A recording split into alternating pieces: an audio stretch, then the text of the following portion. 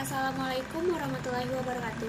Kami dari kelompok 2 akan mempresentasikan hasil diskusi kami mengenai unsur-unsur evaluasi program pendidikan luar sekolah. Baiklah, sebelumnya izinkan kami untuk memperkenalkan diri terlebih dahulu. Perkenalkan, nama saya Asya Triduseva sebagai moderator, dan rekan saya pemateri pertama ada Sendiri Taulusia, dan pemateri kedua itu ada Nova Yolanda. Untuk materi pertama itu akan disampaikan oleh Sendiri Taurusia. Kepada Sendi disilahkan. Terima kasih kepada Aisyah, moderator.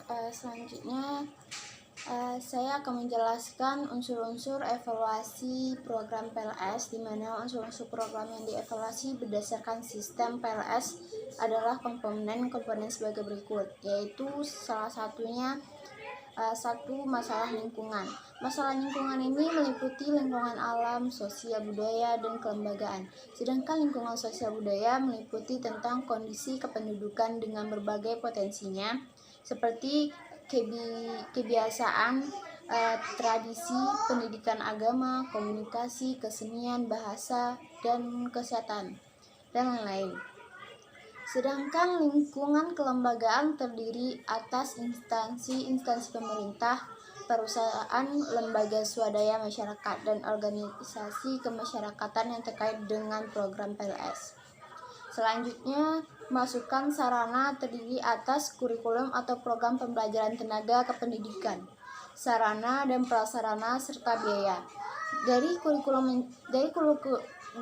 kurikulum ini mencakup tujuan pembelajaran, materi pembelajaran, metode teknik dan media pembelajaran, serta alat evaluasi hasil belajar tersebut.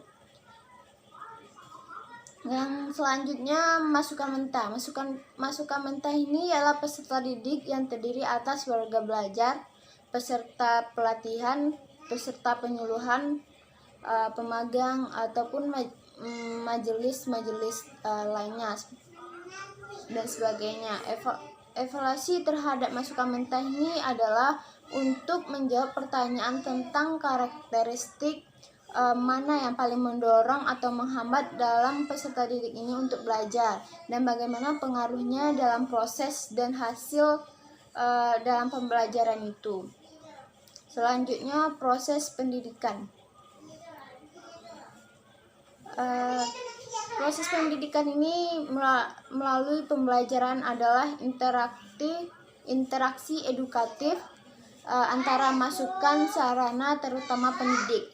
Pendidik ini misalnya tutor, pamong belajar, pelatih, dan lain-lain. Dengan masukan mentah ini, peserta didik melalui kegiatan 626 pembelajaran, bimbingan, penyuluhan, dan pelatihan, dan lain-lainnya. Mungkin dari itu proses pendidikan melalui pembelajaran tersebut. Selanjutnya, keluaran atau output. Keluaran ini adalah lulusan program PLS yang dievaluasi. Keluaran yang dievaluasi ini adalah kuantitas dan kualitas lulusan program PLS ini setelah mengalami proses pembelajaran. Baik, saya akan menjelaskan satu-satu, yaitu kuantitas. Kuantitas ini adalah jumlah lulusan yang berhasil menyelesaikan proses pembelajaran dalam program pendidikan. Sedangkan kualitas adalah perubahan tingkah laku peserta didik atau lulusan meliputi ranah efektif maupun psikomotornya. Selanjutnya, masukan lain. Masukan lain ini adalah sumber-sumber atau daya dukung yang memungkinkan lulusan dapat menerapkan hasil belajar tersebut, seperti menerapkan hasil belajar yang telah disampaikan sebelumnya dalam kehidupannya. Masukan lain dapat digolongkan ke dalam bidang bisnis, usaha, pekerjaan, dan lain-lain. Selanjutnya, pengaruh atau outcome. Pengaruh ini adalah dampak yang dialami peserta didik atau lulusan setelah memperoleh dukungan dari masukan lain. Pengaruh ini dapat diukur terutama dalam 3 aspek, yaitu peningkatan taraf kesejahteraan hidup, kedua, upaya membelajarkan orang lain, yang ketiga, keikutsertaan dalam kegiatan sosial. Baik, saya akan melanjutkan, yaitu unsur-unsur program yang dievaluasi berdasarkan fungsi-fungsi manajemen program PLS, di mana evaluasi manajemen program dilakukan terhadap fungsi-fungsi perencanaan, pengorganisasian, penggerakan, pembinaan, penilaian, dan pengembangan program PLS ini. Dalam evaluasi manajemen program dilakukan dengan fungsi-fungsi ini kan sudah dijelaskan semester yang telah kita lalui itu. Seperti satu, fungsi perencanaan program PLS. Fungsi perencanaan program PLS dievaluasi untuk memperoleh informasi tentang alasan penetapan program, proses identifikasi kebutuhan belajar orang tersebut, dan potensi serta kemungkinan hambatan dalam pelaksanaan program tersebut. Selanjutnya, fungsi pengorganisasian, di mana fungsi dalam pengelolaan program perlu dievaluasi apakah prinsip-prinsip pengorganisasian ini berkaitan dengan kebermaknaan, keluasan dalam pelaksanaan program tersebut.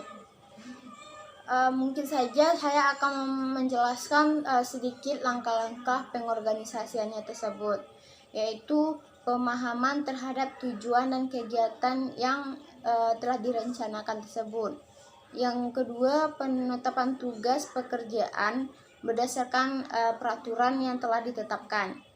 Yang ketiga, penilaian tugas pekerjaan tersebut yang sudah dikelompokkan sebelumnya. Keempat, pembagian tugas pekerjaan dengan batas-batas yang jelas. Kelima, persyaratan personalia untuk melakukan tugas pekerjaan tersebut. Keenam, penyusunan struktur organisasi serta pembagian tugas pekerjaannya. Dan yang terakhir, penetapan peraturan tentang prosedur pelaksanaan tugas pekerjaan. Selanjutnya, fungsi yang ketiga yaitu penggerakan, di mana untuk menumbuhkan situasi yang secara berlangsung dapat mengarahkan dorongan-dorongan yang ada dalam diri seseorang tersebut atau kelompok yang terlibat dalam organisasi tersebut, sehingga mereka menampilkan kinerja yang tinggi dalam melaksanakan program yang telah direncanakannya.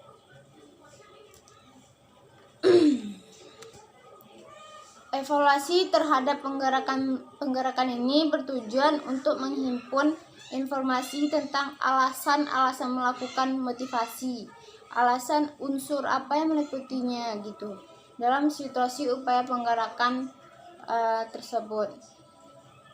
Selanjutnya, fungsi pembinaan. Fungsi pembinaan ini adalah kegiatan fungsional untuk menjaga dan memelihara supaya gerakan yang dilakukan para pelaksana program tetap sesuai dengan tugas-tugas organisasi dalam melaksanakan program yang telah direncanakan sebelumnya. Selanjutnya, fungsi evaluasi program adalah kegiatan pengumpulan, pengolahan, penyajian, serta sebagai masukan bagi pengambilan keputusan tentang program yang sedang dan atau yang telah dilaksanakannya tersebut. Terakhir yaitu fungsi tentang pengembangan program yang akan digunakan apabila pengambilan keputusan tersebut menetapkan bahwa program tersebut perlu diperluas atau ditingkatkan. Sekian, terima kasih. Saya kembalikan ke moderator. Baiklah, terima kasih kepada Sandy. Untuk materi kedua yang akan saya sampaikan sendiri yaitu mengenai tujuan dan alasan evaluasi program pendidikan luar sekolah. Nah, yang pertama itu ada tujuan. Tujuan itu adalah unsur yang amat penting dalam evaluasi program pendidikan luar sekolah. Tujuan ini berfungsi sebagai pengaruh kegiatan evaluasi program dan sebagai acuan untuk mengetahui efisienkah dan efektifkah program tersebut dijalankan. Nah, tujuan ini terdiri dari dua, yaitu tujuan umum dan tujuan khusus. Tujuan umum ini dinyatakan dalam bentuk rumusan umum, sedangkan tujuan khusus ini dinyatakan dalam bentuk khusus atau terbatas dan merupakan rincian dari tujuan umum. Adapun komponen, subkomponen, dan indikator program. Suatu program merupakan satu kesatuan dari beberapa bagian atau komponen program yang saling keterkaitan antara satu dengan yang lainnya, dan dalam rangka mencapai tujuan yang telah ditetapkan. Dalam penelitian, evaluasi ini perlu berpikir secara sistematik. Maksudnya adalah mengevaluasi program harus dimengerti bahwa program tersebut terdiri dari komponen yang bekerja sama untuk mencapai sebuah tujuan. Nah, oleh karena itu, komponen tersebut dapat dipandang sebagai faktor yang penting dalam penentu keberhasilan program. Komponen program adalah bagian-bagian atau unsur-unsur yang membangun sebuah program yang saling terkait dan merupakan faktor penentu keberhasilan sebuah program. Sekian penyampaian materi dari saya, dan untuk selanjutnya akan disampaikan oleh Nova. Kepada Nova, disilakan. Baik, saya akan menjelaskan materi tentang fungsi evaluasi. Fungsi evaluasi ini terdiri dari 5, yaitu 1. Evaluasi merupakan alat yang penting sebagai umpan balik bagi siswa. Yang kedua, evaluasi merupakan alat yang penting untuk mengetahui bagaimana ketercapaian siswa dalam menguasai tujuan yang telah ditentukan. Yang ketiga, evaluasi dapat memberikan informasi untuk mengembangkan program kurikulum. Yang keempat, alat untuk mengetahui tercapai tidaknya tujuan instruksional. Dan yang terakhir, yang kelima, dasar dalam menyusun laporan kemajuan belajar siswa kepada para orang tuanya. Dan ada pula fungsi evaluasi program, yang dimana fungsi evaluasi program ini menurut Scriven 1967 yaitu 1. Fungsi formatif, yaitu evaluasi dipakai untuk perbaikan dan pengembangan kegiatan yang sedang berjalan atau program orang produk dan sebagainya. Yang kedua, fungsi sumatif, yaitu evaluasi dipakai untuk pertanggungjawaban, keterangan, seleksi atau lanjutan.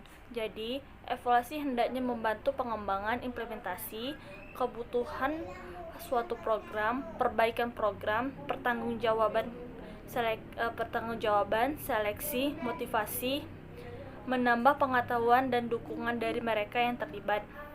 Dan yang terakhir, ada fungsi diagnostik, yaitu untuk mendiagnostik sebuah program. Itulah dari materi saya kembalikan kepada moderator. Terima kasih kepada Nova. Baiklah, sekian penyampaian materi dari kelompok 2. Apabila ada salah dan janggal, kami mohon maaf. Assalamualaikum warahmatullahi wabarakatuh.